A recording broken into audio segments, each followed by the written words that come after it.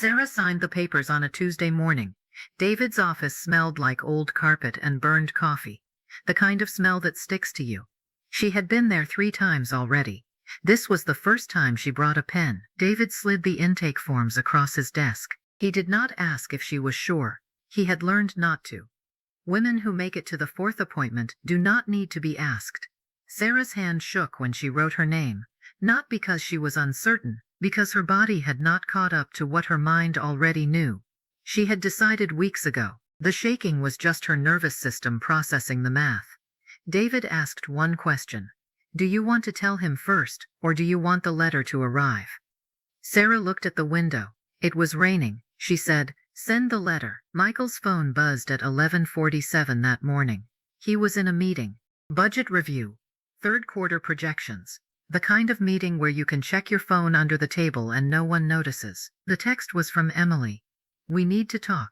Today. Not tomorrow. Michael stared at it for 6 seconds. Emily did not text like that. Emily sent paragraphs. She used emojis. She over-explained. This was 4 words and a deadline. He typed back. Everything okay? She did not respond for 8 minutes. When she did, it was 1 word. No. Michael excused himself from the meeting. He said his daughter's school called. He does not have a daughter. No one questioned it. He called Emily from the stairwell. She did not pick up. He called again. Voicemail. He texted. Where are you? She responded immediately this time. Parking garage. Level 3, our spot. They had a spot. That is what happens when an affair lasts long enough. You start calling places ours. Michael walked to his car. His hands were steady. His breathing was fine. He told himself this was nothing. Emily was dramatic sometimes. She got anxious. She spiraled. He would talk her down. He always did. The parking garage was empty except for Emily's car. She was sitting in the driver's seat, engine off, hands on the wheel. She did not look at him when he opened the passenger door. Michael sat down. He waited for her to speak. She did not. He said her name, once, quietly. Emily turned to him. Her eyes were red, but she was not crying anymore. She had already cried. This was after. She said, I'm pregnant. 3 syllables. Michael heard them in the wrong order at first. His brain tried to rearrange them into something else, something that made sense, but there was no other arrangement. He asked how long she had known. She said 2 weeks. He asked why she waited. She said she did not know what she was going to do. He asked what she meant. She said exactly what he thought she meant. Michael opened his mouth. Nothing came out. He tried again. Still nothing. His throat had closed, not from emotion, from the sheer mechanical failure of not knowing what word to say first. Emily filled the silence. She said she had not decided anything. She said she was not asking him to leave Sarah. She said she knew what this was. She said a lot of things. Michael stopped hearing them halfway through. All he could think about was Sarah. Sarah who still smiled at him in the mornings. Sarah who made him coffee the way he liked it. Sarah who had no idea that the last 6 months of her life had been a performance, or so he thought. Emily asked if he was going to say anything. Michael said he needed time. Emily laughed. Not a real laugh, the kind that comes out when laughing is the only thing left. She said, time for what? Time to decide if you want to be a father? Time to figure out how to tell your wife? Time to pretend this isn't happening? Michael did not answer. He opened the car door and walked back to his car. Emily did not call after him. She just sat there, hands on the wheel, engine still off.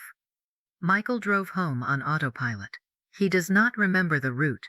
He does not remember stopping at red lights. He remembers pulling into his driveway and noticing Sarah's car was not there. He checked his phone. No missed calls, no texts. That was strange. Sarah always texted when she was running late. Always. Michael unlocked the front door. The house was quiet, not peaceful quiet, empty quiet. He walked into the living room. Sarah's books were gone from the shelf. The blanket she kept on the couch was gone. The painting her mother gave them was gone. He walked into the bedroom. Her side of the closet was half empty, not fully empty, just enough missing that he could tell she had made choices about what to take. Michael stood there for a long time. He did not move. He did not sit down. He just stood in the middle of the bedroom and tried to understand what he was looking at. Then he walked into the kitchen. That is where he saw it. An envelope. Plain white. No return address. His name typed on the front. It was sitting on the counter next to his coffee cup. The same coffee cup from weeks ago, the one he left there the morning Sarah started to notice. He opened the envelope. The letter was short. Legal letterhead. David Brennan, attorney at law. 3 paragraphs. Formal language. Intent to file for dissolution of marriage. Division of assets. Custody arrangements. Custody arrangements. Michael read that part twice. They do not have kids. Then he realized. It was a template. Sarah's attorney had not even customized it. Or maybe he had. Maybe leaving that line in was the point. There was a sticky note attached to the letter. Sarah's handwriting. You don't need to call me. David will handle everything. Michael set the letter down. He did not crumple it. He did not throw it. He just set it down next to the coffee cup and stared at both of them. His phone buzzed. He thought it was Emily. It was not. It was his mother. Asking if he was coming to dinner on Sunday. He did not respond. He sat down at the kitchen table. The chair made a sound. The same sound it always made. Everything in the house was exactly the same except for the parts that were gone. Michael tried to remember the last real conversation he had with Sarah.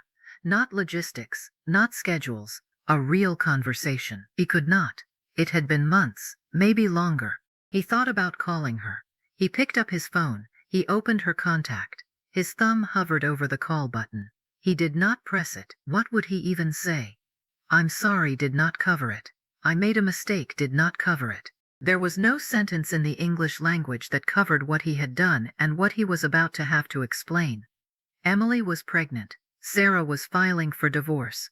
Both things were happening in the same 24 hours, and Michael had caused both of them and could fix neither. He thought about the moment Emily told him. The way she looked at him. She had not been asking for anything. She had just been telling him a fact. A fact that was now his problem too. He thought about the moment he read Sarah's letter. The formality of it. The coldness. Sarah was not cold. Sarah was warm. Sarah laughed at bad jokes and cried at dog videos and remembered birthdays. But the woman who wrote that letter was not Sarah. Or maybe she was. Maybe this was who Sarah became when you gave her no other choice. If you've ever watched someone you love become a stranger, you know what I'm talking about. If this is hitting close to home, consider subscribing. You're not alone in this. Michael opened his laptop. He Googled how do I stop a divorce. The results were useless. Communicate. Go to therapy. Show her you've changed. All of it assumed she still wanted to be convinced. He closed the laptop. He looked at the letter again. David Brennan, attorney at law. He Googled the name. 5-star reviews. Specializes in high-conflict divorce. Aggressive representation. Sarah had not picked a mediator. She had picked a warrior. Michael's phone buzzed again. This time it was Emily. Are you okay? He almost laughed. Was he okay? He typed back, no. She responded immediately. Do you want to talk? He did not. He wanted to rewind 6 months and make different choices. He wanted to be the kind of person who did not need to have this conversation, but that person did not exist anymore. Maybe he never had. Michael stood up. He walked to the sink. He poured himself a glass of water. He drank half of it. He poured the rest out. He did not know why. It just felt like something to do. He thought about what happens next. Emily would have the baby, or she would not. Sarah would divorce him, or she would not. No. Scratch that. Sarah was definitely divorcing him. The letter made that clear. He thought about seeing Sarah in court, sitting across from her with lawyers in between, dividing up their life like it was a estate sale. The couch goes to her. The table goes to him. The coffee maker they bought together stays with whoever wants it more. He thought about Emily 8 months from now, holding a baby that looked like him. A baby he did not plan for. A baby that existed because he was careless in more ways than one. He thought about his mother asking what happened.